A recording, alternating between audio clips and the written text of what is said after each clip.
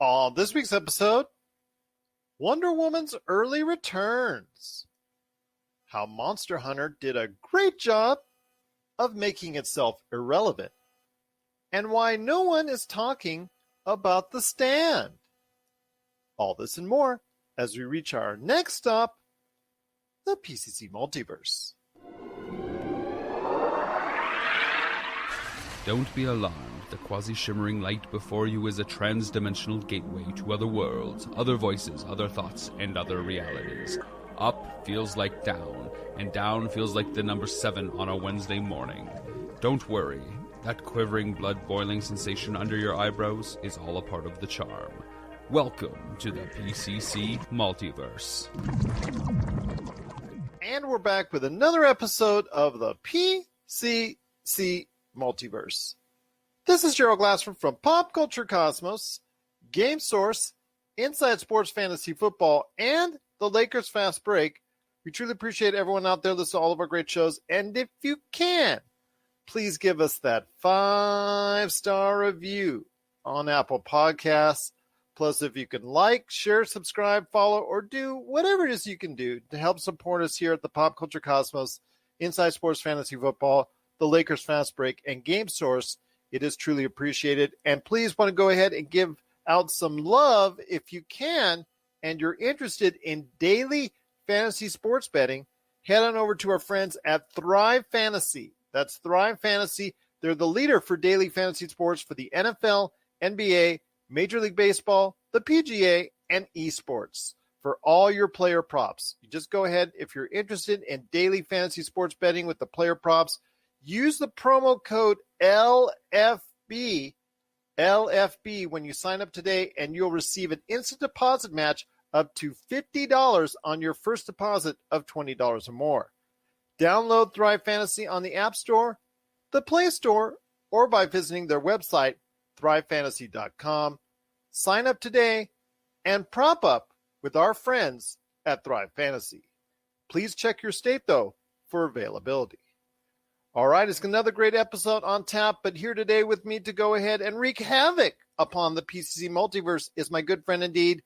You got to check him out at Castle with a K FPV on the Twitter and Instagram.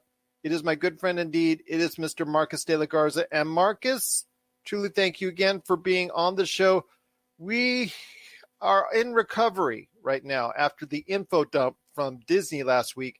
Not only did it cover partially our Friday show, not only did it cover partially our Monday show, but also we had to put so much into it and got so much information out of it that we had to devote an extra PCC episode of the Pop Culture Cosmos on our Pop Culture Cosmos channel now that we dumped on Wednesday, because you know what? Disney dumped a lot of info on us. They did, and you can never be mad about that. You know, No.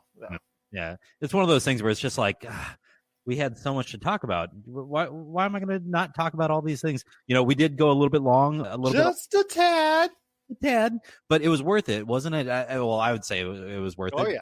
Yeah, it was great content. You know, I really enjoyed discussing that with you and Josh. I had to dip out just a little bit early. I think I left about 5-10 minutes early, but it was one of those things. It was just like, you know, I was excited to talk about all that. You know, especially when it came to Star Plus, and then some of the Star Wars stuff. I was really, really, really excited to talk about that. And that's one of those things, if people haven't taken the time to listen to it, you know, please take a moment, go back and listen to those 2 episodes.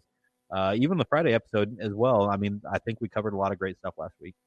Absolutely, my friend. It was a lot of stuff that we did cover for the Disney Investor Day 2020. My gosh, it was such an info dump. I couldn't even believe it. I don't think we've ever even had that much before, even on Comic-Con days with Hall H and the whole thing going down with Marvel. That's just one segment. Yeah. This was the entire gambit. And my gosh, it was such an info dump.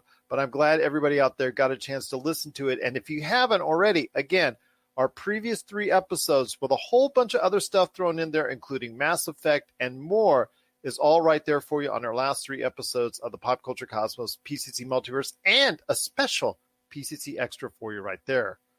But we've got a great show here today, talking about a lot of great things, including an interview on the back end of the show with John Orlando from the PVDCast. I was fortunate enough to be on his show recently, and he returns the favor by coming on here today on the back end of the show to talk about AEW, All Elite Wrestling, and their march to try and go ahead and compare, beat, or at least, you know what, be on a competing level with the WWE. So we're going to talk about All Elite Wrestling's future going forward, some of the things that we've liked, some of the things that we didn't like, some of the things that we are looking at when it comes to All Elite Wrestling, and our future hopes for All Elite Wrestling in and of itself as it competes in 2021 with World Wrestling Entertainment. But also as well, we're going to be talking about a lot of great things on this show, including The Stand. Did you know the Stand series, based off of the book by Stephen King, which was done before in the past as a miniseries, that is actually out on CBS All-Access? I bet you didn't know that. And I know a lot of other people didn't know as well. So we're going to be talking about why seemingly no one cares about The Stand. Also as well, Monster Hunter, the movie, it's now being released all over. In fact, here in the United States, it's been released, and that's another movie that's also made itself irrelevant, but for altogether different reasons. So we'll hit that up as well. Hollywood's reliance on remakes. So we've talked about a lot of remakes going on in the past, and this week, remake after remake after remake after remake has been in the news in Hollywood and the movie and television industry. And we're going to talk about Hollywood's reliance on remakes. I think Marcus is probably going to go on his soapbox because he kind of did on last week's show when we were talking about the info dump for Disney. And he also did. I didn't mean to, man. I really didn't. And he also did again during our Wednesday PCC Extra. You got to hear a little bit of that as well. But we're going to talk about Hollywood's reliance on remakes coming up here in a sec as well. But first, my friend, we're going to be talking about Wonder Woman. The early critical returns are out. Metacritic does have a score. It's right around 66, which kind of looks like, oh, well, it's not as good as the first, la, la, la, la. You know what? Before you say that, there's a lot of 80s in there.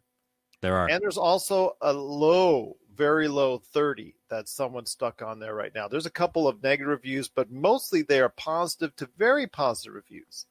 I hope to be seeing the movie in the not-too-distant future, and I know you are as well. Yep. It's already been released at theaters, I think, here actually, if it's not out already in local theaters in the United States, it's going to be very soon, just before Christmas. And on Christmas Day, it's going to be released on HBO Max. So your thoughts on Wonder Woman getting early critic returns that may or may not be quite as good as the original? Are you kind of worried? Not at all. I've taken the time. I've really read through a lot of the reviews. Variety, Vox, Hollywood Reporter, CNET. You know, it seems like everybody's really been enthused by the movie. The lone reviews that we've had that have been low scores, I'm not going to give them a lot of credibility yet. That doesn't mean that I'm not going to side with them eventually. I will say that we are going to the drive-in movie theater. I think I made a big stink about it last time we went and saw something, but we're going to the drive-in theater New Year's Eve, I think, to go see Wonder Woman. So I'm really, really looking forward to doing that, and it's going to be a good time. I think it's going to be a great movie, and everything I've read has been outstanding on it. You know, Kristen Wiig serving as one of the characters, Pedro Pascal, the Mandalorian, making his villain debut in this movie to a certain extent. So I'm really excited about it. I don't understand how anybody's throwing any shade at it right now when this is one of the better movies that's probably coming out for 2020. I'm hoping that it will be, at least when I go ahead and check it out. But we'll wait and see, my friend, how it is going to lay out. But I am going to probably see it before then. In fact, I will be seeing it before then. As soon as I'm available to go ahead and do so, whether it's through the theaters or through HBO Max, I will be seeing it by Christmas Day. Yeah. That's a rest assured. And I will be able to share our thoughts on it possibly as early as the Monday, not a week from Monday, Pop Culture Cosmos. That's probably when I'll be able to give you a full review on it by then. Not this coming Monday, but the Monday after. But I am looking forward to it. I want to hear your thoughts, though, on its success. How do you gauge the success of Wonder Woman in this environment? I mean, you can't really do it box office dollar because right now, let's say The Croods 2, which has been a pretty good success. It's been actually dominating, and I put that in quotations because we're talking about maybe just a couple $1 million here and there. It actually earned as high as $14 million on one weekend, its first weekend, actually. Okay. So I want to ask you this. What is the gauge for you that Wonder Woman 2, a.k.a. Wonder Woman 84, is going to be a success this time around? Infusion into popular culture. That's why we're here, right? So at the end of the day, for me, There's a few metrics that you can really look at, and it's going to come down to HBO Max and whether or not they release those. It's how many new subscribers did they have this month? Yeah. How many of those new subscribers tuned in to watch Wonder Woman 84? Those are the real metrics that are going to show you whether or not this was a successful film and whether or not it's going to be bringing in a ton of money. I'm very excited to see Wonder Woman. I'm looking forward to it. Patty Jenkins, director, and Gal Gadot are a wonderful tag team. Patty Jenkins is an awesome director, and I'm so happy she's part of the Star Wars universe now. Yeah. I just think they're a great tag team, and I really enjoyed the first Wonder Woman. I thought it was a great superhero movie, and it gave a lot of little girls a superhero that they could identify with. Yes, I agree. And so, just for that alone, it was a very powerful movie, and I'm really looking forward to what Wonder Woman 84 has to offer. I'm looking forward to it as well. That and Black Widow. Hopefully it sends a message that, obviously with Captain Marvel and so many other great female superheroes that have come about because of the DC EU and also the MCU. I'm really happy to see where it's taken. My daughters are excited. I know at least my eldest daughter is super excited for Black Widow, and we're all ready to go ahead and check out Wonder Woman. So we'll see what happens. The critical returns, the first returns for it are pretty good, but we'll wait and see what happens when we all check out Wonder Woman 84 that's coming to theaters. In fact, it should be available probably by the time you hear this, or also as well if you want to go ahead and check it out, HBO Max this Christmas. And I think the basic litmus test of how well of a success Wonder Woman 84 will not come until I think AT&T, Time Warner start going ahead and telling you the numbers for HBO Max, and will tell you exactly how many subscriptions they get during this period of time leading up to it, right on that day, and shortly thereafter. So I think that's the actual point of what they're trying to do, is get you the subscriptions. They're sacrificing this movie to a straight to video on demand type format simply because they want the subscriptions. It's plain and simple as that. I know everybody in the movie industry, from directors, producers, actors, are all upset about this going straight to HBO Max and all the other movies that HBO Max is going to be going ahead and presenting day and date. But it's all about the subscriptions right now for HBO Max and them catching up to the rest of the field when it concerns Disney Plus and Netflix. You agree? Disagree? No, I agree. It's one of those things. I hate to watch the death of the traditional movie release, but you need to evolve, and this is a great evolution here out of HBO Max. Yeah, tell that to Legendary, which is thinking about suing for trying to keep Dune off of that day and date format. So I'm hoping. I don't understand that. Well, I mean, if you're Legendary, you put a lot of money into it. I get it. Yeah, and you think you can squeeze a little bit of money out. I think by this time next year, a lot of more people will be apt to go to the movie theaters. But HBO Max says they're not gambling on it. They're gambling on you staying at home.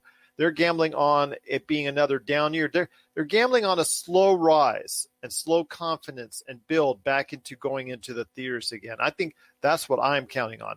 I'm not counting on everybody rushing back to theaters even once they get a vaccine. I think everybody is going to have a slow confirmation or reaffirmation of going back to the movies, but that's going to take time. And I don't really see a huge gain by leaps and bounds until 2022 at the earliest.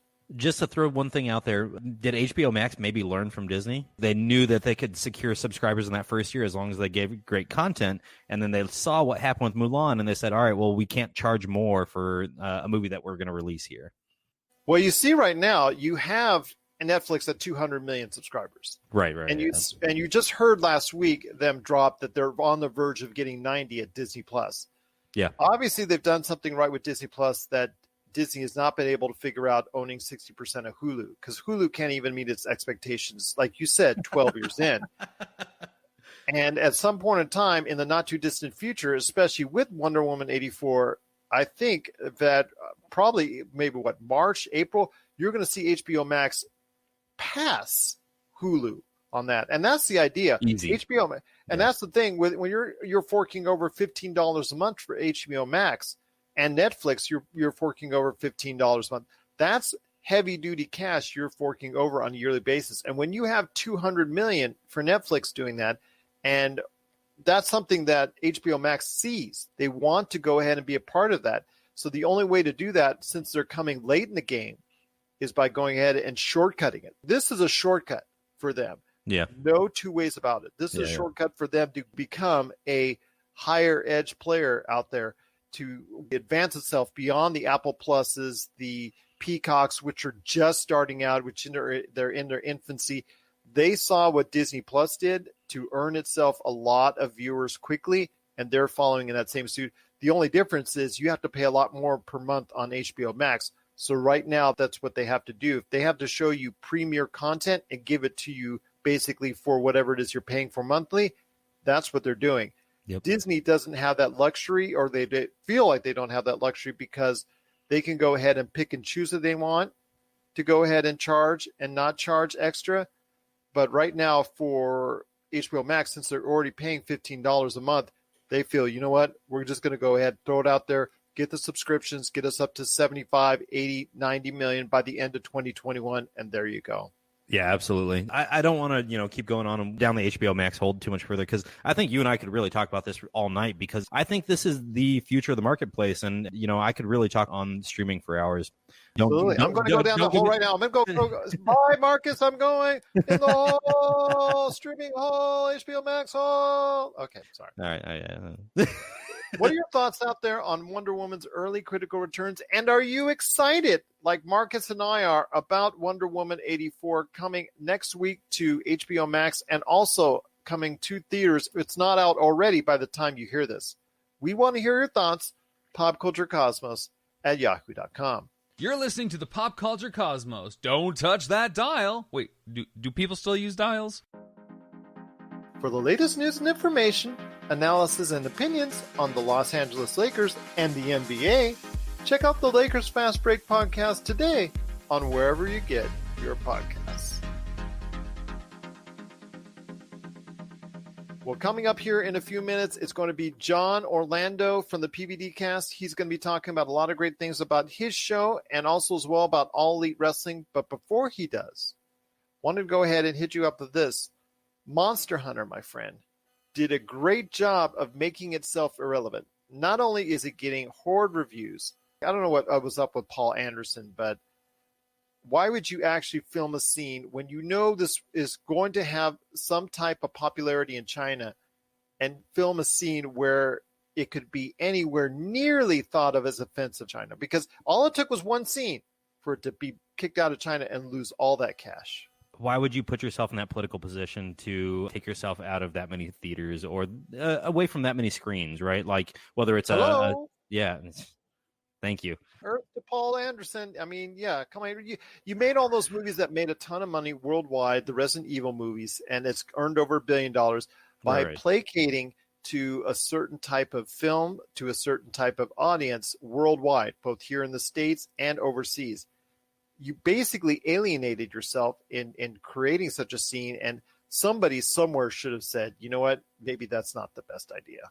Well, I mean, where are all the censors that pop up to take everything off the airwaves that apparently is not funny or, not in good taste? It just feels like the movie studio here just kind of lapsed in their judgment and really pushing back on a director. And that's really sad to see. You have Well, this was a country putting back on a well, yeah, director. But I mean, like, you should have had a movie studio there stopping you from airing a scene like that, right? Yeah. Yeah, I mean, at the end of the day, there should have been somebody with a final say that said, no, we don't think this is going to go over well. Or, hey, can we do a second cut of this movie and release it differently in a different country? I know that's not a very popular thing to say, but maybe that's where we're at in this political climate.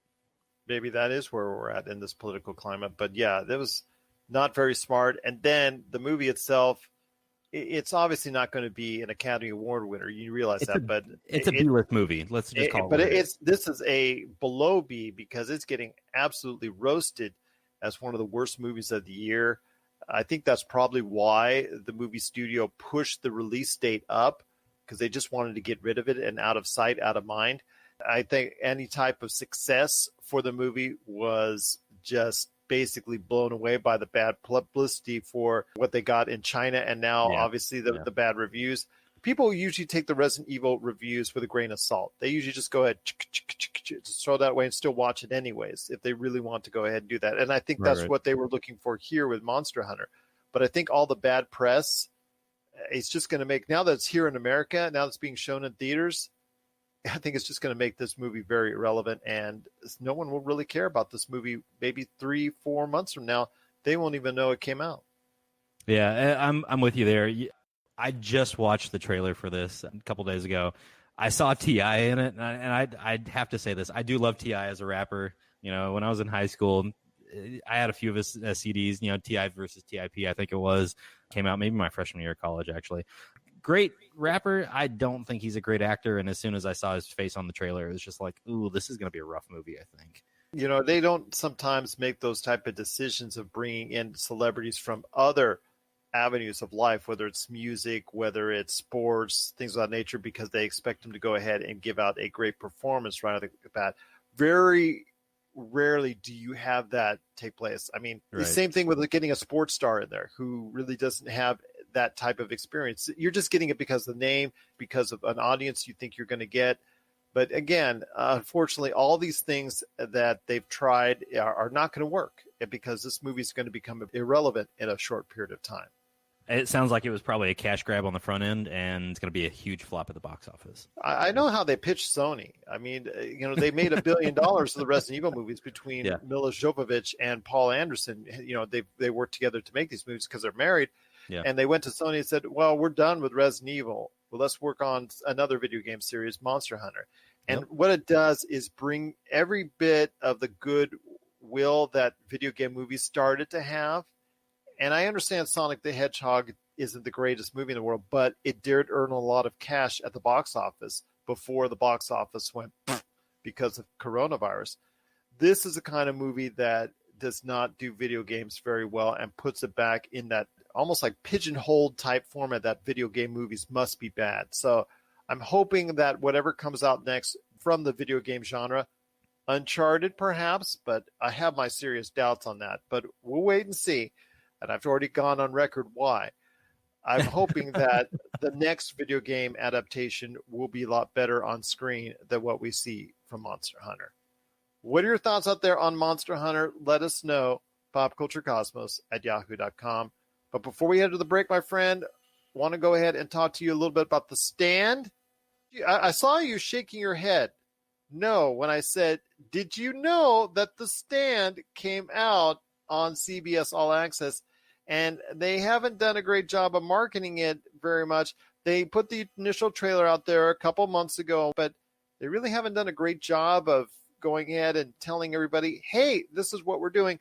To me, it looks like CBS All-Access. It's basically a lame duck network at this time because they're going to go ahead and have Paramount Plus come, I think, in January, if I remember correctly. So it's something that they just put it out there. And unfortunately, as we've seen from many movie companies, I think they sent this out to die.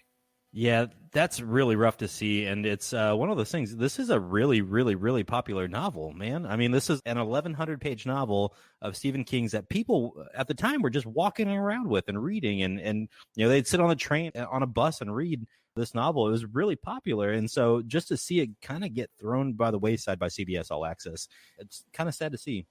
And the miniseries back, I think, in the 90s, if I'm not mistaken, that went over very well. There was a TV miniseries of The Stand that went over very well. In fact, they were shooting for a long time.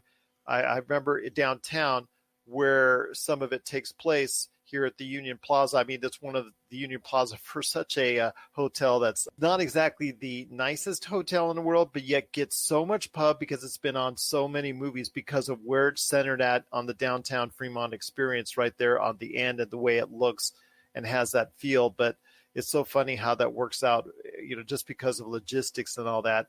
The Stand, if you want to go ahead and check it out, the episode started up this week. I will actually be thinking, I'm actually going to give it a try. If I have any time during the Christmas holiday break, I will go ahead and give it a try. And if I do have any good thoughts on it, I will go ahead and let you know out there on Pop Culture Cosmos Land. But if you have any thoughts on The Stand, are you excited? Have you been starting to watch the first episode? I mean, at this point, are you interested at all at Stephen King's work being remade for television and film? share us your thoughts, popculturecosmos@yahoo.com. And that's something on another day we need to talk about. Is Stephen King's stuff overdone to the point of irrelevancy where you just don't care if his work is going to be appearing on TV or film or not? I mean, that's something I think I want to get Josh in on too, because that's a huge argument for another day on that one. But yeah, I'm beginning to think that Stephen King adaptation line is not going to be one that's going to get people in any longer. But I hope not. I hope that's going to be something different because he has a lot of great stories. There's been a lot of great adaptations. Yep. And I truly think he is going to be considered, if he's not already considered, one of the greatest American authors of our time or any other time for that matter. So I'm hoping his work will continue to get appreciated going forward. But before we head to the half-hour break, my friend, speaking of remakes, I wanted to go ahead and talk to you real quick about all the remakes that came out this week. I know Noe and Fine, our good friend from Hunniqueen, who also appeared on the Wednesday episode when we remember Tiny Lister, he had a comment that he made on our Pop Culture Cosmos Facebook page when we were reporting the news on that news feed. And his response was when I think I mentioned, was it Revenge of the Nerds? No, it was a remake of Night Court with John Larroquette. His response was why? I go ahead with you, my friend. Not just Night Court, not just Revenge of the Nerds, not just any one of these remakes. In fact, I could list down a few that have been talked about this week alone. I know you are very upset about this, so it's time to get on your soapbox, my friend, and tell everybody why you're not in love with all these remakes. I mean, we had a ton announced by Disney last week. Yeah. You got 2 minutes. Yeah, this is my 2-minute soapbox grandstand here. If you look at remake movies for 2020, you'll find everything you ever need to see here. You know, if you just take a look at some of the top articles, Doolittle for 2020. These are all the movies for 2020 that were remakes. Doolittle, Fantasy Island, The Call of the Wild, Invisible Man, Mulan, Secret Garden, Scoob. I'll give that one a little bit of a pass. I mean, the list goes on and on. Clifford the Big Red Dog. I did not know they were going to do that. Dune hasn't come out yet. It was supposed to be released this year. You know, this is just one of those things. I'm looking for originality here, Gerald, and I don't think I'm getting it. It feels weird to say. It's a lack of creativity to me. You don't want the LA Law remake? Because that's on the way with Blair Underwood. No, it's not. Is it really? Yeah, of course. How did I miss that? Just go to Variety. You'll see it every day. Just go to the trade papers or go to Facebook and Pop Culture Cosmos because you will see updated remakes in an offering. Revenge of the Nerds, Fantasy Island. If you like the movie, a TV series is coming soon near you. Yeah, I don't understand why we're doing this nonstop though, man. We're at this point now where, you know, we're relying on these previously affluent franchises to carry us, right? And I understand that, you know, some of these movie studios are looking for safe bets in a 2020 pandemic world where there's no safe bets, right? Like you're looking for something that's going to be a box office hit, not even a box office hit, something that's going to carry enough viewership to make it worth your while to produce something. And really, if you want to push back 2 or 3 years, I can't give an excuse for 2019, 2018, 2017. But I can tell you in 2020, the remake is a very safe bet. It is a safe bet financially, and that's the problem. They see the Fresh Prince. Obviously, that's been over. They see what else is going on Peacock as far as Saved by the Bell. Right there. Yeah. Why are we doing all these remakes, man? People watch them. It depends on what they watch. Okay. It depends on the remake. Now, mind you and I are excited about a Dune remake. We are excited about it. Coming to America. We're excited about that when it hits Amazon in March, I believe. Sequels and remakes, they're all going to be part of Hollywood's vision going forward because they're safe bets than just doing original IPs. Here's my rule moving forward for all the remakes. Just be better than your predecessor. It feels like we've had times where we've had remakes come in and it's just like, same movie, different storyline slightly. I want to be blown away. Let's put a 20-year gap between your predecessor and the remake. Put a 30-year gap, you know, whatever it is. Let's put some time between it so the CGI is 10 times better, 100 times better, 1,000 times better. The writing's just better. The acting's better. You know, we've had a lot of things that have really gotten better over the last 20 or 30 years. So let's push the timeline back and go further out because I'm just not happy with where we are right now. So in 10 years, when you get The Expanse and a Ted Lasso remake, you're going to go ahead and be excited for that? I'm probably going to be like the original Battlestar Galactica fans that just hated the 2000 series. So yeah, no, probably not going to like the remake of The Expanse in 10, 20 years, whenever that happens. Ted Lasso, honestly, Gerald, those jokes could last for centuries. So yeah, let's go ahead and remake that one. Again, I'm so glad that you're enjoying it. I'm so glad that it's getting the acclaim that it is and popularity that it is. I wish I could have been one of them. But what are your thoughts out there on all these remakes? Are you excited by them? Because I listed off quite a few in our conversation, and there's many more that you just go ahead and check out each and every week at the Pop Culture Cosmos on Facebook. You'll see an entire list of this being remade, this coming back, that coming back. What are your thoughts out there on all the remakes that are coming to Hollywood via TV, movie, or what have you? Share your thoughts. popculturecosmos@yahoo.com.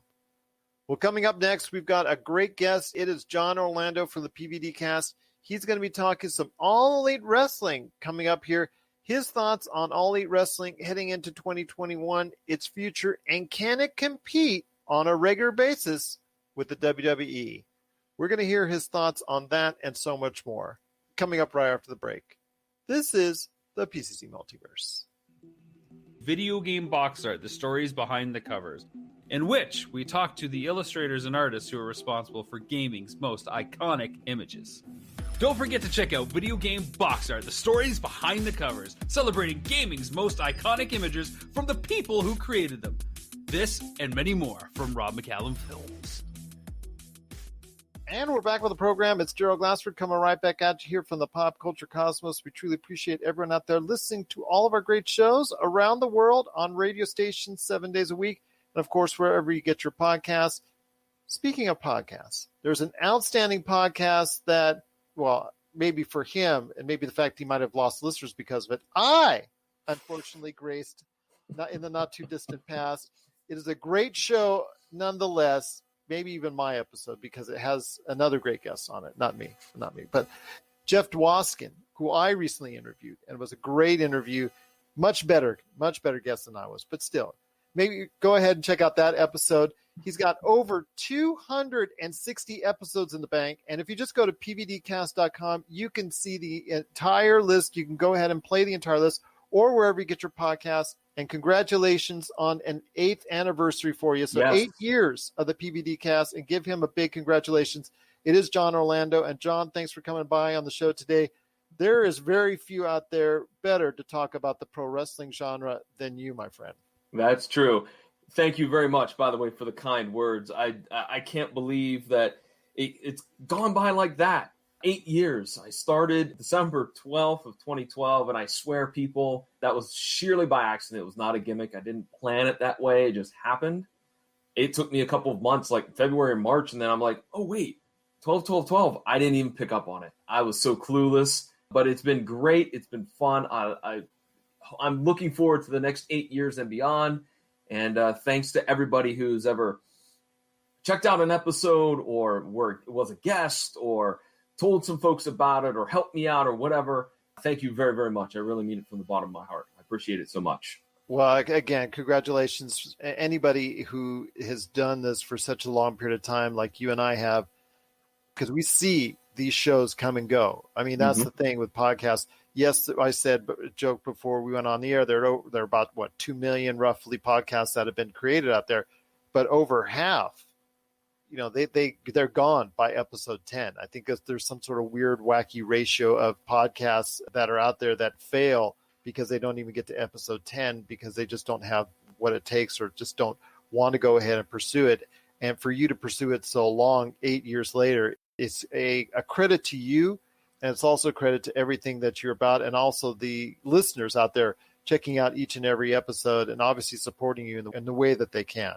And obviously, if they listen to your show, the PVDcast, they will definitely hear an awesome podcast based on and a lot dealing with professional wrestling. So I want to hear your thoughts on this, my friend. And that's why one of the reasons why I wanted to bring you on here was All Elite Wrestling. Their recent show, Winter is Coming, and not only changing into another world champion with Kenny Omega and going with him, who's now running all over organizations all over the world, including Impact and AAA, as he proved in Triple Mania as we talk about this. But you got Sting, that has made his return to TNT in 20 years. to me, it's an exciting time for fans of All Elite Wrestling, and for me, who was, I guess, I want to say later on the board, later on the train, because I had my doubts because of some of the roster I didn't think was made up of the best quality individuals there. I think the future is now much brighter. I think they've not fallen into many of the same tropes that these other previous organizations that have tried to compete with the WWE has. I think the future is very bright for AEW. I think the future is bright for them as well. I fear, though, that they have to get a little more consistent in storylines and booking, Gerald. Oh, yeah, I think that's agreed. They present something and you're like, oh, okay, I'm interested in that. And then several weeks go by before they come back to it. And I think that you lose viewers when you do that. They've lost me on some things. I do believe the future is bright. I think that Sting certainly does have a role in the company. I don't want to see Sting wrestle. I don't. I hope that they're not going to try that. I mean, he has the bad neck. I don't see how they could do that. He has a role. The question is, they're going to have to find a role and make sure that he fits in that role. For an example, if you had him as a authority figure, the general manager or whatever of Dynamite, I don't know if that would work. I don't know if that would be the mold for him.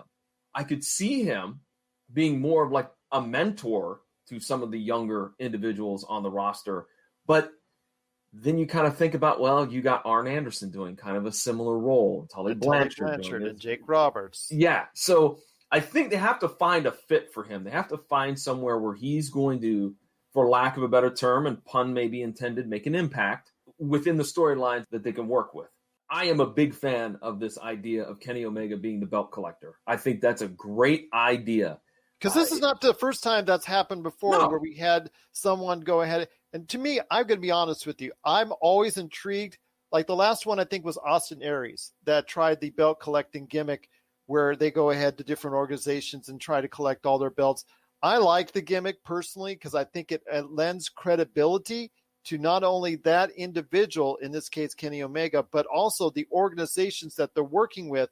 And right now, to me, if I'm running ROH, if I'm running MLW, if I'm running Impact, AAA, New Japan, anybody out there that's not named WWE, it is in my best interest to hop on board with AEW because as we saw with the ratings on Access TV that skyrocketed the week after Kenny Omega won just by his appearance, and mind you, how much it'll hold, we'll have to wait and see. Mm-hmm. It's in their best interest, at least short term, to work with AEW. I agree. And I think that, you know, when you look around at some of these maybe mid-level, like as you mentioned, Ring of Honor, MLW, I think it behooves them to pair up because they're getting the rub. They're getting that exposure indirectly from doing a storyline with Kenny Omega. And I agree with you with the belt collector idea. I thought back to Ultimo Dragon. I mean, he showed up with all those titles in WCW, and that was something cool. That was something that did give legitimacy to those titles and to Ultimo Dragon. So, and I think that Kenny Omega needs this because let's just be honest, he hasn't booked himself well, or whoever's in charge, I don't know. He has not been booked well in AEW. 100% agree.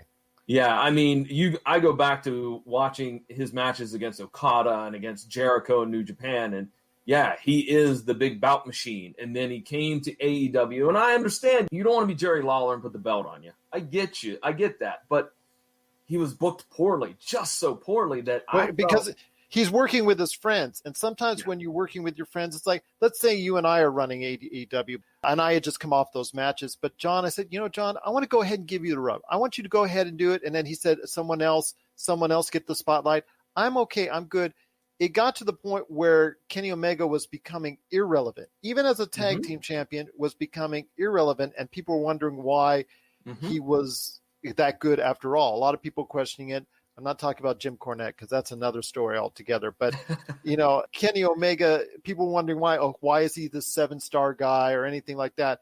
Now people are starting to see him again because they did this at the last possible moment he could go ahead and recapture that glory. Because if this kept on going, my friend, I don't think Kenny Omega would have ever regained it if he didn't start doing it now. I agree. I mean, and honestly, Gerald, I think they should have started a couple of months ago. But nonetheless, I agree with you. I think that they have to make that pivot. allow him to become the heel, allow him to do this storyline and get some momentum back, because I totally agree. I think that he was becoming irrelevant. He was becoming a minor footnote. I honestly think, too, that whole tag team, I thought Adam Page, I like Adam Page a lot. And I feel like that whole storyline damaged Adam Page, too. So overall, I think it damaged both of them. So we will see where this leads in 2021, but I'm optimistic that, Omega, you could just think of all the dream matches he could have. If he goes to Impact, he could battle Eddie Edwards. If he goes to Ring of Honor, then he, could take on the Jay Lethals or MLW and be down there and take on Hammerstone. Like, that would be some great, great matches. And as like an armchair booker, it's going to make a lot of people happy. And what I wanted to ask you this is something that I asked originally to my good friend Ryan John Tombasco of Bar Talk podcast. I wanted to ask you this, and that is with Kenny Omega and AEW, by doing this, obviously we see the benefits for Impact. AEW comes knocking on the door, or Kenny Omega talks to and puts Don Callis on the phone and says, hey, I want to go ahead and do this angle. Or he goes to AAA and says, yeah, I've got the AAA title, but I want to go ahead and start this deal. They're all in the position of like, yeah, bring it on. Even ROH and MLW, if they get those calls, they're going to probably say, at this point in time, we've got some struggling organizations. We're kind of on the mend. Obviously, with COVID destroying a lot of what we had built on and the success, what we had built on, that's gone away. So we need something to help pick us up. This is going to get us back into the limelight. That's great. What is in it for AEW? That's what I want to know. That's something that's a harder question to answer. And I'm not sure I have that answer. Obviously, they're getting the benefit from the rub that they were able to not only increase the viewers, but substantially increase the number of viewers the next week after Winter's Coming. But really, when it comes down to it, long term, what is in the benefit for AEW as an organization, not Kenny Omega? And that is the $1 million question. I don't know, because I think that the only answer that I have to that, Gerald, is, again, building out a little bit more of that audience. But at this point, due to a variety of different reasons and different factors, are you getting like 500 fans from Ring of Honor? Are you getting a couple hundred from MLW? Instead of, if this was a typical, 2020 where you have people going to shows and that, you could grab more. So I don't know if even expanding that audience, they're doing it as much as they would be if the circumstances were different. It is a puzzling question to ponder, because especially when you have the network TV deal, you have a billionaire or a son that is a billionaire to a billionaire. I don't know. I can't answer that question. It's a difficult one to answer. It's tough. It is really tough. And because of the fact that AEW has its niche audience, it was, I don't want to say flatlining, but it was in right around 750, 800,000 viewers. Obviously, they built up Winter's Coming to be something big, and it did hit up a little bit over 900,000 viewers. But Kenny Omega winning the belt, and then that whole scenario seems to have paid off. And maybe that's something that they foresaw happening, was the buzz and the rub from that, bringing them up to even farther. Maybe they felt that they've reached a point, and maybe they felt they've needed something beyond that. And maybe what they see here is the fact that if they reach out to these smaller organizations and build something forward with them as far as a working arrangement, even with New Japan overseas, who was also here in the States as well with their own developmental program, maybe that's something that they want to work out long term. Maybe that they think it's for their future benefit, not only as far as talent trading, but hopefully that people can think, hey, there's something in the mix. Because as you and I remember, and I'm thinking, and I'm saying this off the top of my head, I'm thinking about it, remember WCW was at its best not when it had the main events of the old standard Hogan versus Hall versus Nash or NWO and all that. That was fine. That was great. And obviously created a lot of stir and sold a lot of t-shirts, including myself. But the real part of the show for me was the earlier parts of the show where they talked about all the different individuals coming from Mexico, from Japan, coming in from other organizations and them acknowledging it on the air. Previously, it was something that was sort of taboo. So maybe that's going to go ahead and garner interest, because from a worldwide standpoint, I can see it making sense bringing in the Japanese contingent and also bringing the Mexican contingent from there with AAA and New Japan. But bringing in these smaller organizations, I just see it as maybe fresh faces to make it even brighter for people to see. That's the only thing I can think of, is just bringing fresh faces to the AEW scene. See, I think that if we're going to take a look at that idea, bringing in fresh faces, which I'm all for, I think that really, if AEW was smart, maybe start building like the old St. Louis territory, where the St. Louis territory, really wasn't a territory. It was just a city, and Muchnick booked everyone and had 10 like awesome over-the-top matches. You know, you would have David Von Erich versus Harley Race, the main event, but the next match after that was like Bruno Sammartino against literally almost everybody passed through Missouri at 120. You know, they had a very small crew that were based there, like Rip Hawk and, Pat O'Connor, but they build these super cards, for lack of a better word, but it was every single month in St. Louis. And I think, you know, if you want to do something different, I think that would be the way to do it.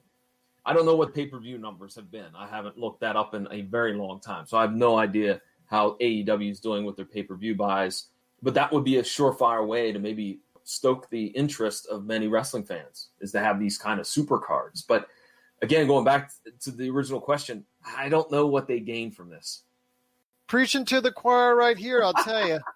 Once again, it's John Orlando. You got to go ahead and check out his awesome show, the PVDcast, at pvdcast.com or the PVDcast on Facebook. 8 great years, and congratulations again on 8 great years of awesome podcasts. There's no better place to go for your wrestling podcast than the PVDcast. But before we head on out, I gave it the hard pitch on why people need to check out the PVDcast. I need to hear from you, my friend, on why the PVDcast is the best place to go for wrestling fans. Well, because, you know, I have been doing independent professional wrestling in the state of Ohio for 18 years, since 2002. I have a ton of stories that I could share, and sometimes do share on the PVDcast.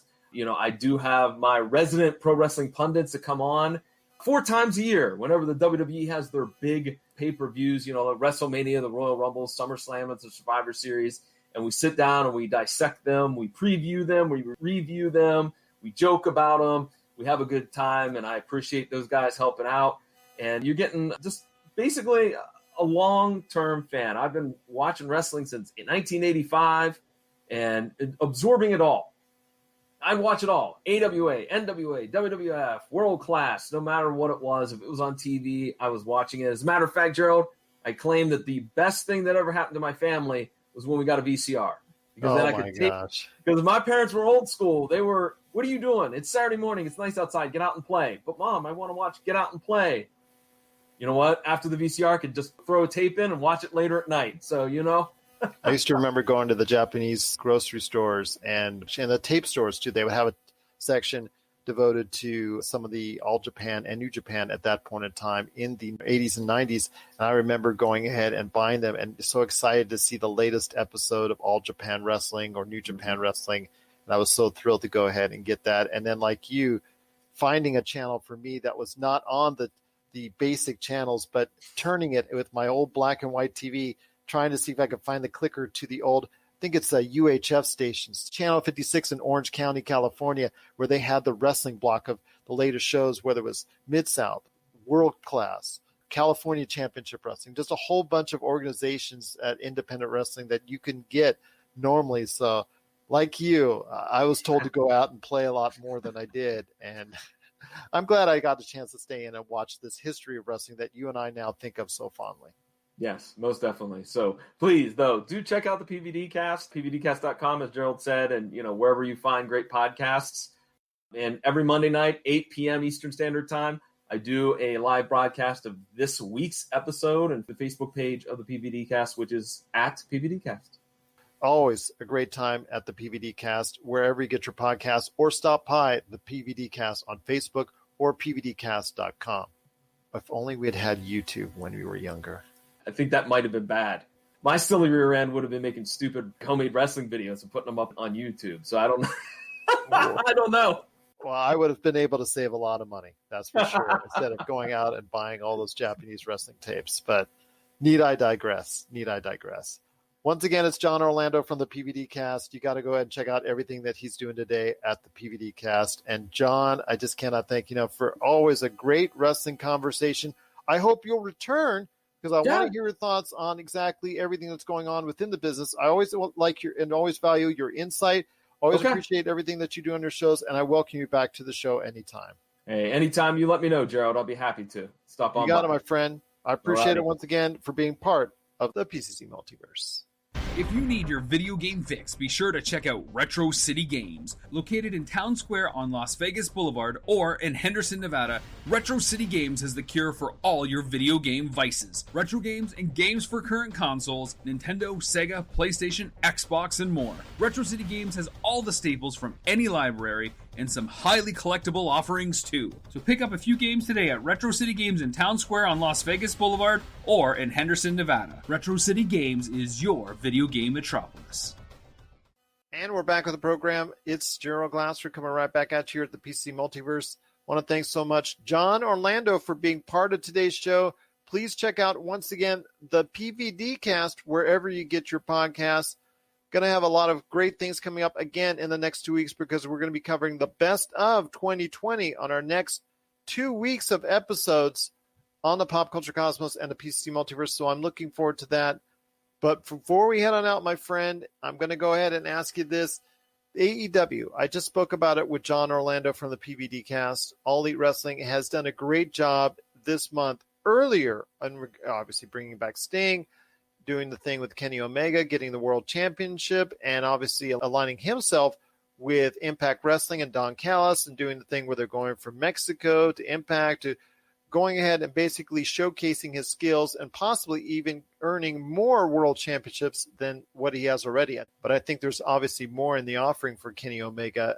I want to hear your thoughts, though. The WWE has to breathe a sigh of relief because of the fact that they were not able to sustain the ratings. The ratings just dropped earlier today for this week, and they did drop about 19 to 20% on the ratings, so they could not manage to stay right around the million mark. They're still around 800,000, which is still good for a show of its size, its type, and its makeup. And I'm sure TNT is still happy about that. But not being able to sustain its 2-week bump up in ratings, I'm not sure if that's a sigh of relief for the WWE or a of concern for AEW. I would put the onus on this sigh of relief for the WWE there. What I've got here is AEW had 806,000 viewers this week. Yeah, but last week they had close to 1 million. And that's cool, but they had more viewers than NXT at the end of the day, right? You know, yeah. I understand they're facing up against NXT, but I think that they're looking at a larger picture. I think they do see NXT as competition, but I think that once you start getting up in that close to 1 million range, I remember they started out at almost 1.5 million over their initial episode. Right. And it flattened out from there. They're looking at a bigger picture at how they can compete with the WWE, which many other organizations have tried to before, but this is probably the first sustainable test since World Championship Wrestling. It's definitely one of those things where I think the WWE is breathing a little bit of a sigh of relief there. AEW is doing a great job as far as promoting their content. At the end of the day, they're bringing viewership in, and it's got to be content related. And I don't want to say it's wholly content. I think sometimes you got to look at the talent they're bringing in as well. You know, including Sting over the last 3 weeks has been great for their viewership numbers. It's really bumped up everything that they're doing there. I don't want to put all of that on him, but I think it's brought an energy back to AEW that they had for their first episode or two. And I also think the gimmick, as they say in the business, of Kenny Omega actually going ahead and becoming that touring champion, going to those smaller promotions and showing off there and aligning himself with individuals outside of the realm of AEW is kind of like a good thing in this case. Kind of questioned it at first, and that's what I talked about John Orlando. I was wondering what AEW's motivation was, but I can clearly see that trying to gain interest and buzz, I think at this point in time in 2020, social media, the whole 9 yards, is something that you continually want to go ahead and search for. And I think this is probably the reason why they wanted to go ahead and do it from their end. Obviously, from the other guy's end, from Impact, AAA, or whatever, they're interested because they're not as successful right now, and they're looking at this AEW, and they want to be a part of it, and they want to attach themselves to it and get the rub. But yeah, for AEW, I have a feeling it's just the notoriety and the fact that they want to become a buzz factor by where Kenny Omega where's he heading next? Just looking at that alone, this is a marketing team, and maybe it's not only the marketing team, but this is a great move by AEW. You know, aligning yourself with all these smaller brands, you're grabbing all their fans, you're bringing that viewership in, and while it might not be translating to direct success right now this week for these numbers, over time, this is a really great association to make. And we'll have some things to talk about at the beginning of the new year with AEW and what they're doing with their show, and it'll be fun to see where their talent moves next year. Their talent pool should be growing, and it will be growing, and it's going to be what's going to bring more viewership to them. What are your thoughts out there on All Elite Wrestling's future in 2021? Do you think at some point in time they can compete on an even level with the WWE? We want to hear your thoughts. popculturecosmos@yahoo.com.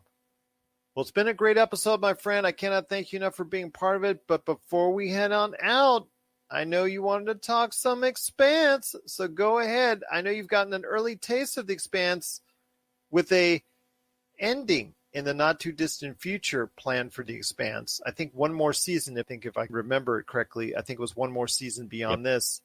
What are your thoughts on how it's starting out for the final episodes for the Expanse?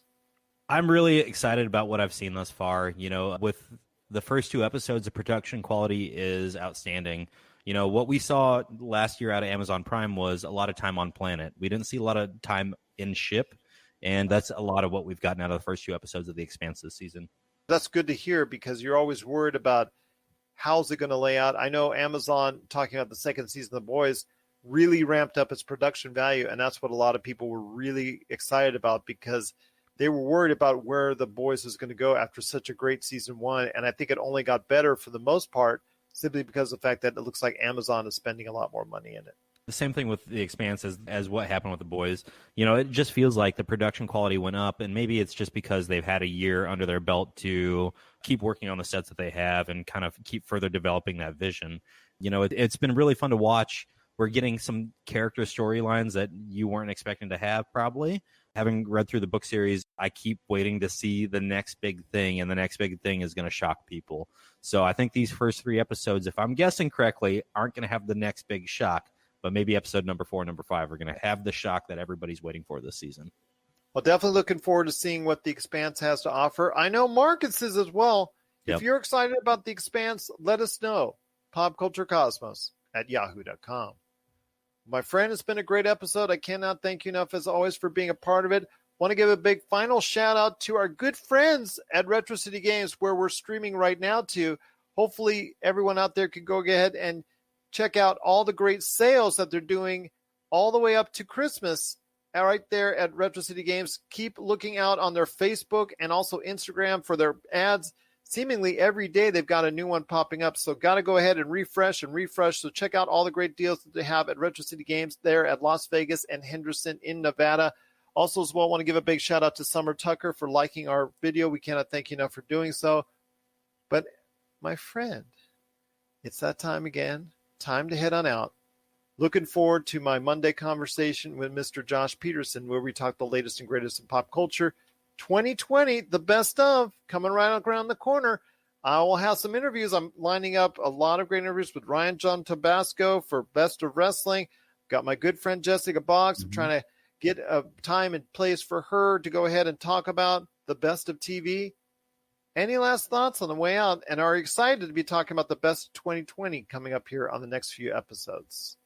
I'm really looking forward to talking these topics and really covering these TV shows and going in depth for you, because I have a lot to say about Ted Lasso, and I know you're really excited to hear it. I am super excited to hear it. Yay! No, I'm just kidding, my friend. I'm happy for you about Ted Lasso. I'm really happy for you. It's just because I don't personally enjoy something as much as I would like to. That doesn't mean I'm not excited for you any less. Yeah, and I did tease that, like, Ted Lasso might be my number 1, but let's be honest, people should know what my number 1 is for 2020. People should know. But there's also, we're going to be doing movies, we're going to be doing video games with best of. Yep. We're going to be doing a whole bunch of things in the next 2 weeks with episodes from the Pop Culture Cosmos and the PCC Multiverse. So please stay tuned wherever you get your podcasts to the Pop Culture Cosmos and find out what we're thinking of for the best of 2020, or wherever you get this show on radio or podcast worldwide. So for Marcus de la Garza, this is Gerald Glassford. This is another beautiful day in paradise right here in the PCC Multiverse. Thank you for listening. And here's hoping you have yourself a great